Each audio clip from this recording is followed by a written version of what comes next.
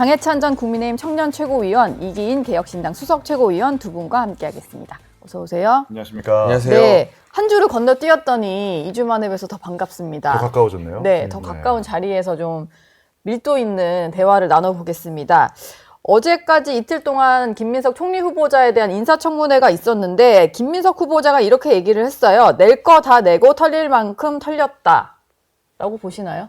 저는 일단 이 청문회 과정을 보면서 너무 억울했어요. 무엇이요? 그러니까 만약 우리 같은 젊은 요즘 시대의 정치인들이 뭐 8억, 6억이 아니라 한 600만 원, 800만 원만 잘못 받다가 걸려도 사회에서 매장당하고 정치 두 번 다시 하기 힘들 거거든요. 근데 김영란법 그 액수도 100만 원인데? 그러니까요. 예. 그러니까 지금 요즘 시대 동세대 젊은이들에게, 청년 정치인들에게 적용되는 도덕적 기준과 586 운동권들 이제 기득권이 되어버렸죠. 예. 그들에게 적용되는 도덕적 기준이 너무 다르구나. 사실 음주운전 같은 경우도 이건 김민석 후보자 건은 아닙니다만 네. 뭐 요즘 사람들 음주운전 하면은 정치 다시 하기 힘들잖아요. 그렇죠. 그런데 예전 분들은 윤창호법 이전의 음주운전 전과는 당연히 하나씩 있는 것처럼 대수롭지 않게 넘어가잖아요. 국회의원들이나 대통령실에 이번에 고위 공직자들도 보면 많잖아요. 전과가. 뭐 대통령부터가 그러니까. 네. 그런데 불법 정치자금으로 2번이나 유죄받은 분이 소명되지 않은 현금이 6억에서 8억 가까이가 있고 그걸 본인이 말로는 소명을 했지만 객관적 자료가 하나도 안 나왔거든요. 그러니까요. 하다못해 전처가 아들에게 보낸 유학비 계좌 송금 내역조차 제출을 하지 않았어요. 네. 그러면 이제는 정치인들이 한 10억, 20억, 30억 더 큰 돈이 나와도 아 이거 내가 출판기념회에서 한 5억 받았고 아들 결혼식에서 축의금이 또 한 3억 들어왔고 이렇게 말로 떼우면 이제 다 넘어가는 거예요. 그러면 대한민국의 뇌물이나 정치자금으로 수사받을 사람이 이제 한 명도 없는 겁니다. 예. 어떻게 이렇게 헐거운 기준으로 이 총리 지명자를 검증할 수 있을까? 네. 그래놓고 상대당을 검증할 때는 깐깐한 도덕적 기준을 내세우잖아요. 무슨 과거에 페이스북에 글 한 줄 썼다고 난리가 나기도 하고. 네, 네. 제 이야기입니다. 네. 그러니까 만약 너무 강한 민주당이 게 많으셔가지고. 굳이 뭐 그런 얘기를 또 안 하셔도 돼요. 너무 억울해서. 네. 근데 만약 민주당이 이게 국민의힘 총리가 이런 식으로 해명했으면 넘어갔겠느냐, 인준했겠느냐. 민주당은 근데 서로 똘똘 뭉쳐서 잘 감싸주던데요? 그러니까요. 업무를 하는 거라는 게 저런 거구나라는 게 제가 어제 민주당 의원들 보니까 어저께 알겠더라고요. 박선원 의원님이 그 마태복음 성경 들고 나오시는 거 보고 야 진짜 민주당은 정말 네. 일을 해도 큰 일을 하겠구나 하는 생각이 들더라고요. 예. 사실 소돔과 고모라가 의인 10명이 없어가지고 망했다는데 네. 여기는 의인 한 명은 무슨커녕 거의 간신만 있다 보니까 예. 저희 청문회 내내 좀 되게 불편했고요. 일단 저는 한 3가지 정도 꼽는데 첫 번째는 최악의 선례를 만들었다. 사실 증인 참고인이 없는 인사청문회가 있을 수가 없는 일이거든요. 그런데도 불구하고 증참고인이 없는 인사청문회가 만들어진다는 것은 정부가 바뀌었을 때, 네. 또 상황이 바뀌었을 때 이제 과거에 김민석 지명자도 증인 참고인 없었으니까 우리도 그냥 협상 안 하고 증참고인 없이 인사청문회 할 거야라는 최악의 선례를 안겼다는 점에서 의회 민주주의를 상당히 좀 퇴보시킨 행위가 아니었나 생각이 들고 두 번째는 저는 민주당 의원들한테 여쭤보고 싶은 게 아니 이런 식으로 국정감사 할 거냐 이런 식으로 국조특위 할 거냐 만약에 피감기관 단체장이나 기관장이 자료도 안 내고 가공된 엑셀 자료 내면서 아 이게 다다라고 얘기했을 때 아 정말 고난과 역경을 헤쳐가면서 열심히 살아왔네요라고 이렇게 추켜 세워줄 거냐 예. 이것 또한 의회를 정말 농락하는 일이기 때문에 네. 안타깝다는 생각이 들고 그땐 또 그때만의 논리를 만들어서 뭐라 물론 할 것 그렇죠. 같은데. 근데 그러면 안 되는 거잖아요. 예. 마지막으로 국민의힘이 너무 못해요.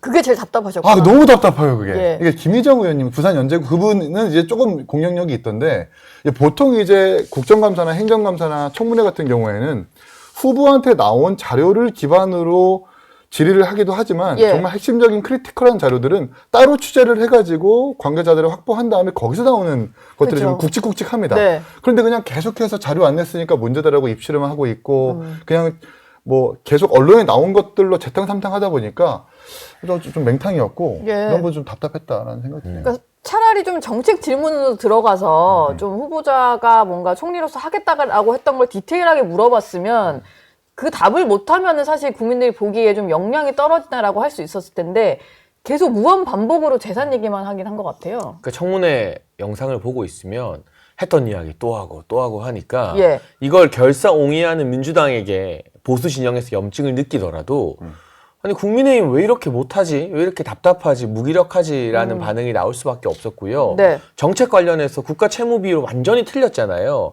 한 1, 2% 틀린 게 아니라 20% 넘게 틀렸는데. 그 총리 지명자 신문도 안 보나 보다 수준이 사실은 파급이 컸거든요. 네. 그러니까 도덕적 흠결만으로 낙마시킬 게 아니라 정책 역량에 대한 검증이 이제 청문위원들 사이에서도 역할 분담이 돼 있어야 되는데 그런 어떤 전략이 좀 부재한 것 같았고 그리고 요즘 시대에는 네. 청문회에서 질의에서 신문 지면에 기사 나온다고 국민들이 그걸 보는 시대가 아닙니다. 유튜브나 온라인에 도는 짧은 거 영상으로. 네, 짧은 쇼츠 이런 것들이 화제가 돼서 100만 뷰, 300만 뷰가 터져야 국민적 여론이 고취가 되는데 네. 배추라도 한 포기 들고 나왔어야죠. 질의는 하던데 배추 실물이 나왔어야 되는군요. 그러니까 이게 제 주변에도 이틀 사이에 정치 관심 많은 분들인데 예. 그 배추에 투자해서 450만 원 유학비 이게 생각보다 모르는 분들이 많아요. 그런 말을 김민석 후보자가 했다는 것을. 걸. 근데 누가 배추라도 들고 나와서 흔들면서 이걸로 450 나도 좀 벌게 해달라. 예. 이러면 쇼츠 조회수 100만 금방 터지지 않겠습니까? 역시 오늘 샌드위치 한번- 들고 나온 최고위원답네요. 그러니까 이런 어떤 요즘 시대에 네. 걸맞는 전투력이 전략이 국민의힘 의원들에게도 느껴지지 않고 예. 했던 말 또 하고 또 주진우 의원이 앞장서서 공격하다가 좀 봉변을 당했잖아요. 네. 오히려 이게 주진우 청문회다. 뭐 이런 이게 말이 김민석 청문회인지 주진우 청문회인지 모를 지경인데 거기에 네. 대한 방어나 또 팀플레이 같은 경우도 부족하고 하니까 저희가 김민석 후보자나 민주당에 대해서도 비판을 하지만 국민의힘이 이 실력 가지고 이 전투력 가지고 야당 역할 제대로 하겠나 거기에 대한 국민들의 답답함도 네. 아예 그냥 모르겠다 외면해 버리자 하는 쪽으로 나오는 것 같아요. 그러니까 내용은 분명히 있었어요. 국가 채무 비율도 문제인데 그 앞선 사전의 질의에 어떤 게 있었냐면 1년 국회의 본예산 규모가 얼마냐고 물어봤는데 아니 본예산 규모를 직접 알고 통과시킨 김민석 지명자가 그걸 모르더라고요. 예. 그러니까 채무 비율은 뭐 모를 수 있다고 가정해도 자신이 통과시킨 본회의의 670조 예산을 모른다라는 것 자체가 이건 총리 지명자로서 전 자격이 없다고 생각하는데 국회 출입 기자들도 알 것 같은데. 아니 그러니까요. 예. 근데 그걸 가지고 파고들지 못하고 그냥 계속해서 넘어가고 그 언론에서 조명했었던 사안들만 계속해서 집중 추궁하고 질의하다 보니까 이게 좀 맹탕이 된 것은 아닌가 하는 생각이 드네요. 그걸 조금 더 꼬리 물고 질문 들어가가지고 네, 어떻게 그러니까 꼬리를 그것도 모를 물고 수가 있냐? 그러니까 파괴력 있게 질문하는 것도 질문하는 거지만 우리 장치고 얘기하는 것처럼 비주얼적으로 뭔가 보여줘야 되는 것도 맞는 거거든요. 네. 정말 배추를 들고 나온다든지 뭐 이런 것들도 좀 보여줘야 되는 건데 그냥 하던 대로 아직까지 여당의 모습 그대로 좀 남아있는 것이 아닌가 생각이 들어요. 예. 어제 그리고 또 후보자가 얘기했던 것 중에 또 화제가 됐던 게 조국 전 대표를 포함해서 뭐 사면 복권 문제가 이렇게 언급이 됐는데 이게 조국 혁신당에서 질문을 좀 했거든요. 그랬더니 시대가 요구하는 국민 통합이라면서 좀 토론할 여지가 있다라고 얘기를 했어요. 뭐 이 정도면은 가능성을 거의 내비쳤다라고 봐야 되는 거 아닐까요? 근데 사실 조국 전 대표 같은 경우는 실형을 선고받았지만 2년으로 예. 뭐 이화영 전 부지사나 이런 분들에 비하면 장기형은 아닙니다. 네. 보는 관점에 따라 좀 다르지만 그냥 국정 운영 좀 하다 보면 1년, 2년은 금방 지나가잖아요. 그러니까 과연 사면을 해줄지 아니면 김경수 전 지사처럼 형을 채운 다음에 복권을 해줄지 그 부분도 국민 정서상 좀 민감한 부분인데요. 네. 만약 무리하게 이른 사면을 시도하게 된다면 국민적 반발과 역풍이 꽤나 거셀 것이다.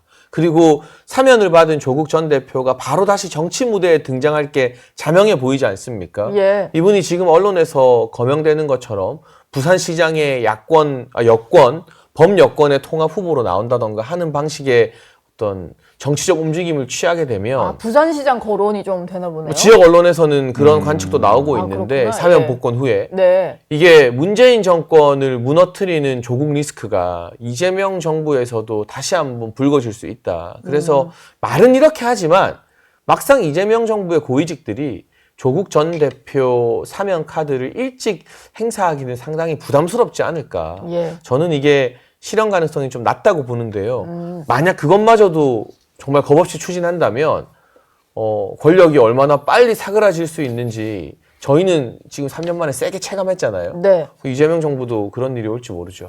과거 같았으면 대법원에 유죄 판결 받은 사람을 벌써부터 사면 복권 얘기한다는 것 자체가 역풍 맞기 충분했는데 네. 지금 그런 분위기가 형성되지 않는다라는 것은 이 정부의 도덕성 기준이 얼마나 낮아지고 있는 걸 알 수 있는 것이 대통령도 전과가 있죠. 예. 영부인도 지금 전과 예비자죠. 아들도 전과자가 있죠. 국무총리도 마찬가지고 비서실장도 마찬가지고 대변인도 그래요. 근데 이런 상황에서 국민들이 그냥 뭐 전과가 있는 사람들은 그냥 그러려니 하는 거고 이제 막 대법원 유죄 판결 받아가지고 잡혀 들어간 사람한테 복권 얘기해도 아무렇지도 않은 상황이 된 거죠 이미. 이화영 전 부지사까지도 본인의 어떤 사면 뭐 얘기를 특검 얘기하고 하니까. 벌써부터 이렇게 역으로 이제 막 하고 있잖아요. 네. 이런 부분은 좀 문제가 있어 보입니다.